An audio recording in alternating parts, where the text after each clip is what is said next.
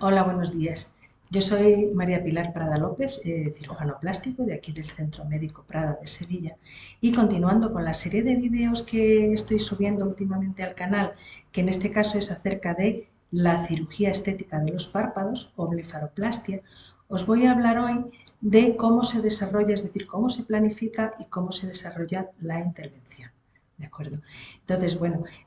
si una persona está interesada en realizarse esta intervención o está pensando que tiene necesidad de hacérsela o indicación para hacérsela, lo suyo es pues llamar a nuestra consulta y coger una cita para vernos aquí en consulta de forma presencial, es decir, para que yo pueda evaluar su caso y pueda ver qué indicación tiene, qué posibilidades hay, qué es lo que habría que hacer. ¿De acuerdo? Entonces, aquí en la primera consulta, bueno, pues yo lo que hago es ver, que además esto es muy sencillo porque como los párpados se ven directamente, no es una zona del cuerpo que esté oculta, pues es muy fácil evaluar. Entonces, bueno, pues yo le pregunto a la persona, pues desde hace cuánto tiempo tiene problemas, pues o de exceso de piel en el párpado superior o las bolsas en los párpados inferiores, etcétera.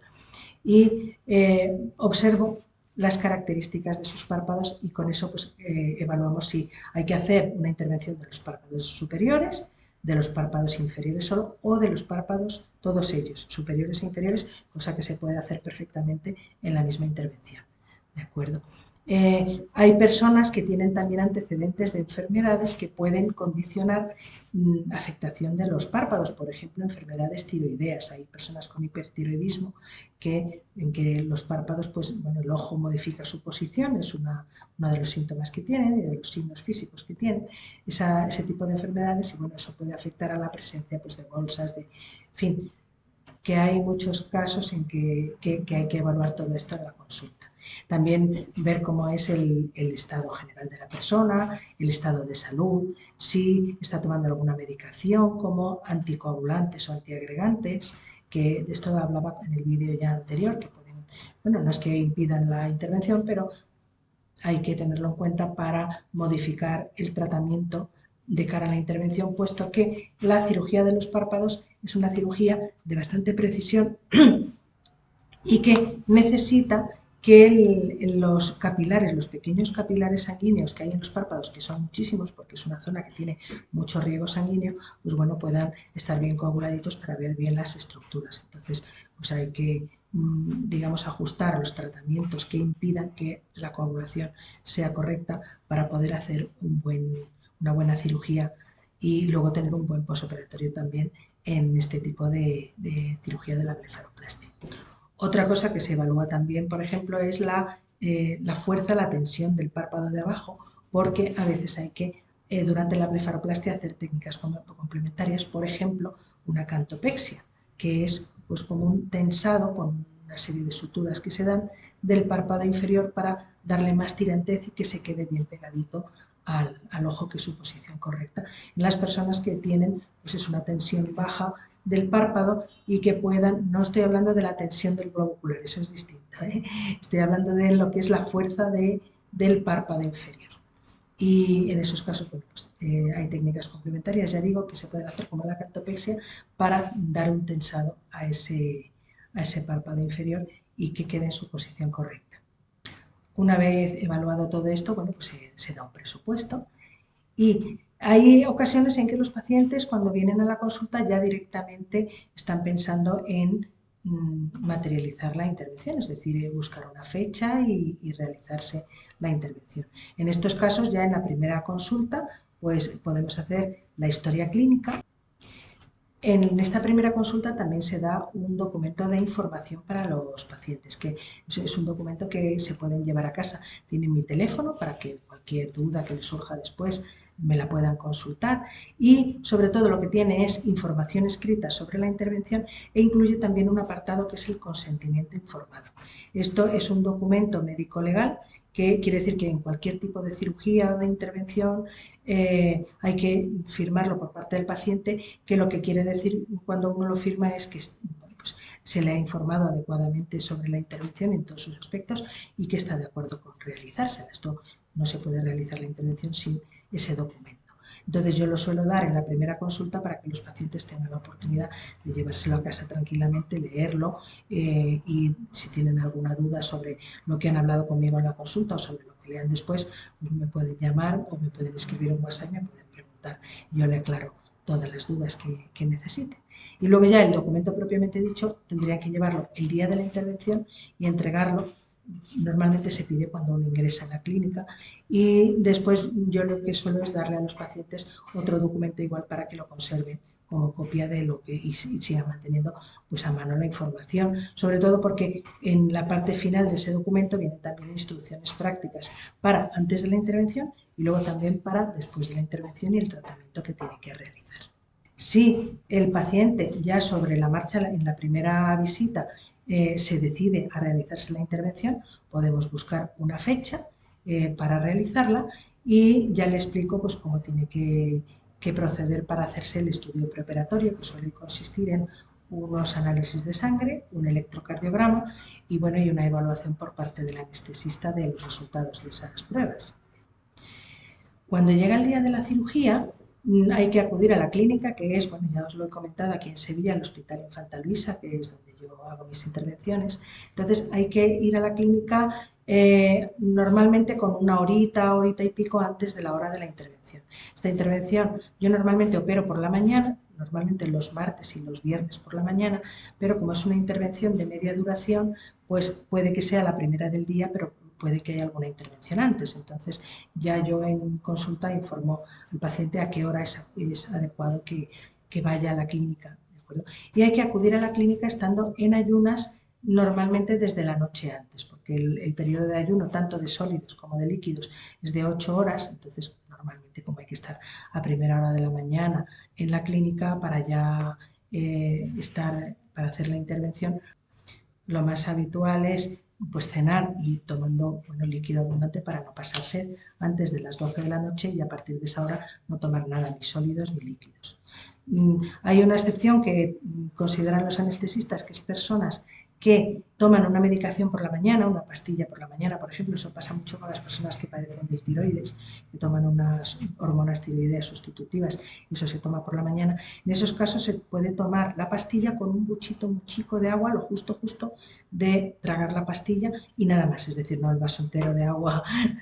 ni mucho menos, sino el buchito. Entonces eso sí se puede hacer por la mañana, pero todo lo que no sea eso hay que mantener el ayuno hasta la intervención.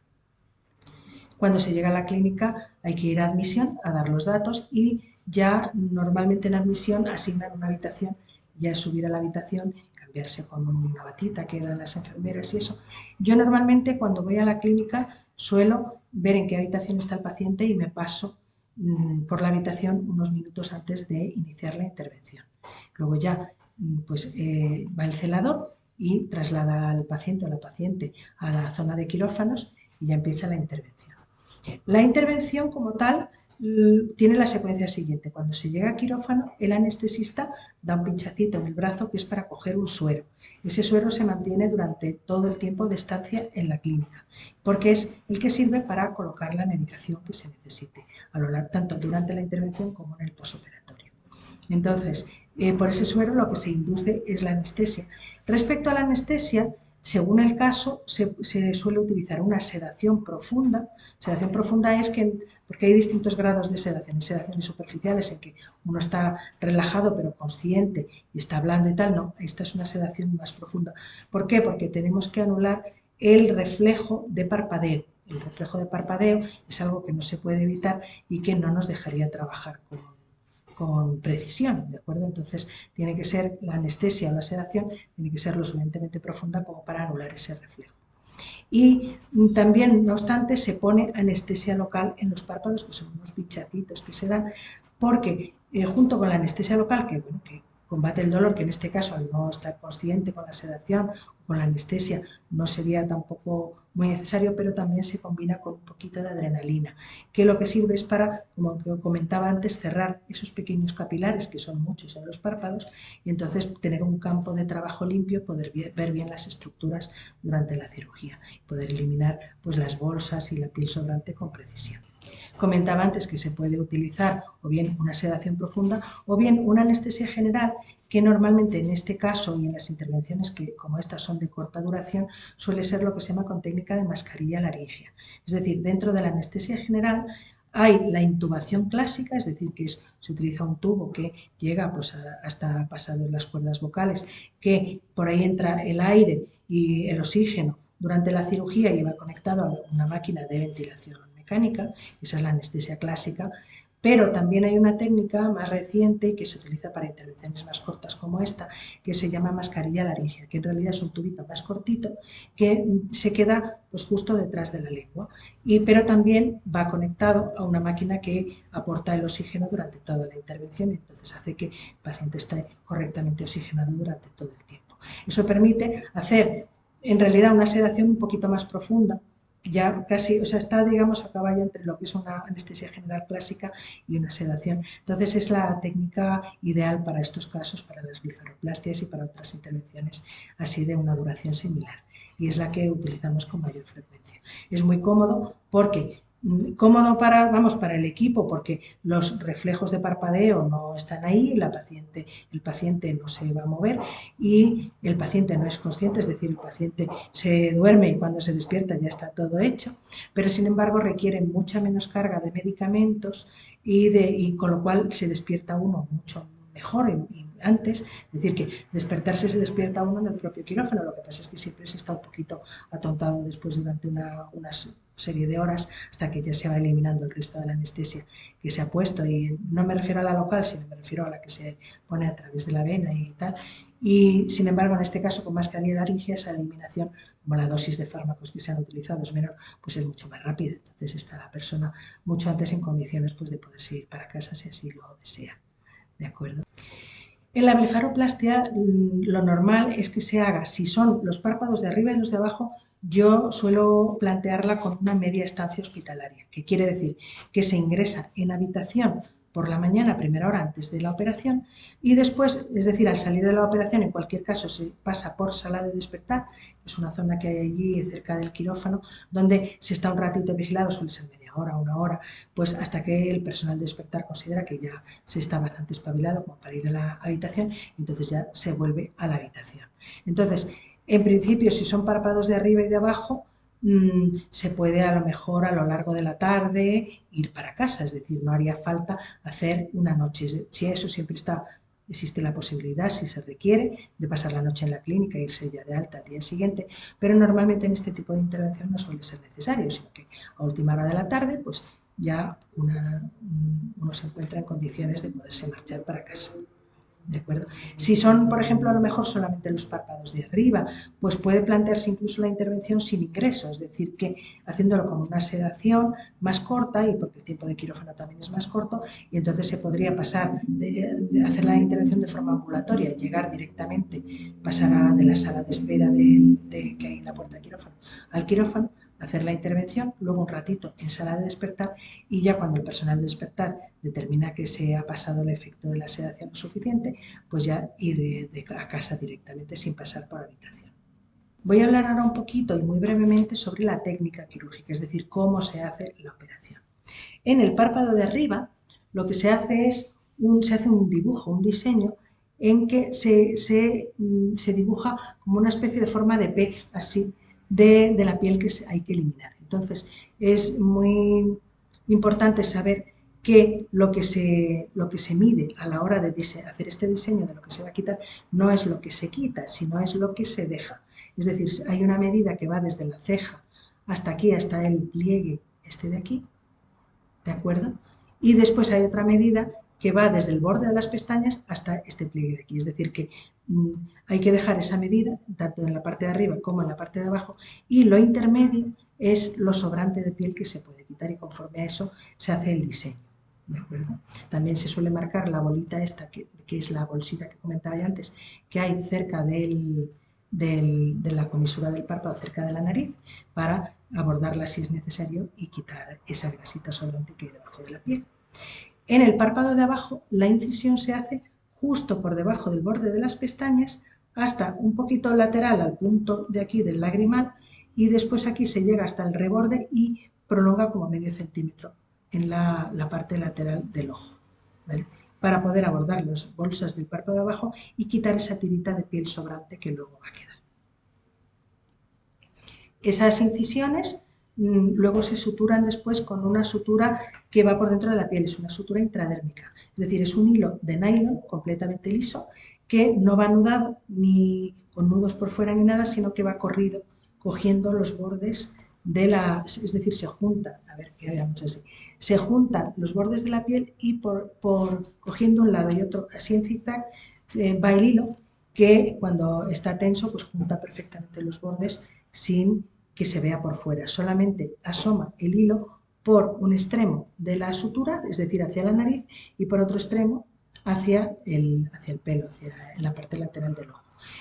Normalmente cuando terminamos la intervención y terminamos las suturas, se ponen unos puntitos de aproximación de esparadrapo pegados para que sujeten los hilos en su sitio, que los hilos no se muevan, no se vayan a tirar de ellos involuntariamente y eso, porque hay que mantenerlos hasta los 6 días después de la intervención, que es cuando se quitan las suturas. En realidad, a partir de los 4 días, ya la piel del párpado, que es una piel muy fina y cicatriza muy pronto, ya está lista, es decir, ya estaría sellada. Lo que pasa es que por precaución, por si todavía es un poco frágil la unión, se suele esperar hasta los 6 o 7 días para quitar la sutura. En el párpado de abajo, pues desde esta incisión que he comentado antes, lo que se hace es acceder a las 3 bolsitas que mencionaba yo antes de grasa, las bolitas de grasa que hay, y entonces, bueno, pues elimina, no se quita toda la grasa que rodea el ojo, porque eso es imposible y además es necesario para digamos, el soporte del ojo y su almohadillado, sino solamente la parte que empuja hacia afuera, para dejar esa superficie lisita. Entonces, una vez que se ha hecho esto, es cuando ya se quita la piel que sobra y se sutura, como he comentado hace un momentito. Si hay que hacer cantopexia, lo que se hace es, durante la intervención, dar unos puntos de anclaje que van desde el extremo lateral del párpado de abajo hasta una tela que se llama periostio que recubre el hueso que hay aquí en el marco lateral, digamos, de la órbita del ojo. Entonces, como eso es un soporte estable que no va a ceder, ahí se ancla el punto para que haga una tensión digamos que tense, tire del párpado de abajo hacia el lateral y lo mantenga ahí sujeto para que no se vuelva hacia afuera, ni se afloje, ni se caiga. En el caso de que haya festones malares, de los que hablaba en un vídeo anterior, que son repliegues de piel que ya no pertenecen exactamente al párpado, sino más bien a la mejilla, pero que forman un sobrante de piel en esta zona de aquí, pues la forma de hacer la intervención sería modificando el punto de entrada, de acceso a las bolsas, es decir, la incisión en vez de ir en el borde, justo por debajo del borde de las pestañas, iría aquí en este surco que se llama surco nasoyugal, que aunque parezca que está en mitad de la cara, que luego va a estar la cicatriz en mitad de la cara, realmente luego la cicatriz prácticamente no se nota porque las personas que tienen una cicatrización normal, una vez que la cicatriz madura, pues se queda como si fuera una línea en el mismo pliegue natural y anatómico que hay y entonces prácticamente ni se nota y sin embargo es muy eficaz esta manera para poder eliminar un sobrante de piel aquí independiente de la piel del párpado. Y de paso, desde esta misma incisión también se puede abordar las bolsas de los ojos si las hay y eliminar también esa grasita sobrante por dentro del párpado. Y de esa manera lo que quedaría, normalmente aquí en la sutura de cuando se hace en el surco nasoyugal yo la hago completamente reabsorbible, es decir que la sutura quedaría enterrada y no habría que quitar puntos después. ¿Por qué? Porque la piel esta es un poquito más resistente que la piel de los propios párpados, tanto los de arriba como el del borde de las pestañas, entonces se puede soportar, digamos, el dejar una sutura completamente enterrada que luego no hay que eliminar, sino que el organismo puede deshacerla por su cuenta y no queda finalmente tampoco ningún rastro de ella. Y por último voy a comentar otro tipo de intervención que se hace dentro de los párpados, que es en los casos en que hay bolsas debajo de los ojos, pero por ejemplo en personas relativamente jóvenes en que no hay sobrante de piel, sino que la piel está bien tensa, bien tirante, no son frecuentes, pero se dan esos casos, hay una opción que es hacer lo que se llama una blefaroplastia inferior transconjuntival. Eso consiste en que en vez de hacer la incisión por fuera, es decir, o bien en el borde de las pestañas o en el surco y tal, lo que se hace es la incisión por dentro del párpado, es decir, vamos a ver, voy a quitar las gafas a ver si se ve, se haría en ese surco que hay entre el párpado por dentro y el ojo. Ahí es donde sería una pequeña incisión y desde ahí se pueden eliminar las bolsas, las bolitas de grasa que hay debajo de la piel sin tener que hacer ninguna incisión por fuera. Ya digo, las incisiones por fuera, no obstante, suelen cicatrizar muy bien y no se notan a la larga, pero si realmente no hay piel que eliminar por fuera, se puede hacer esta técnica y bueno, pues siempre conseguimos que no haya ningún tipo de cicatriz en el exterior. Y bueno, más o menos creo que en este vídeo ya os he comentado un poquito cómo es el proceso del antes y el durante de la intervención de blefaroplastia. Si queréis tener una entrevista aquí en la consulta conmigo y que yo pueda ver de forma personalizada vuestro caso y daros consejos sobre